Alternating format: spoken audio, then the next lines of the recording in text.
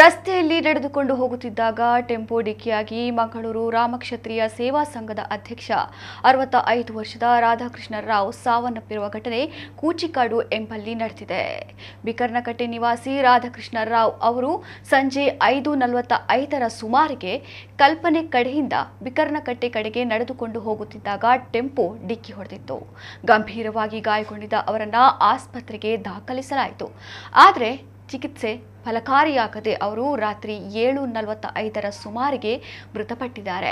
ಮೆಸ್ಕಾಂ ಜೆಪ್ಪು ಶಾಖೆಯ ಕಿರಿಯ ಅಭಿಯಂತರರಾಗಿ ಸೇವೆ ಸಲ್ಲಿಸಿ ನಿವೃತ್ತರಾಗಿದ್ದ ಅವರು ಬಿಕರ್ನಕಟ್ಟೆಯ ಶ್ರೀ ಹರಿಹರ ಪಾಂಡುರಂಗ ವಿಠಲ ಭಜನಾ ಮಂದಿರದ ಅಧ್ಯಕ್ಷರಾಗಿದ್ದರು.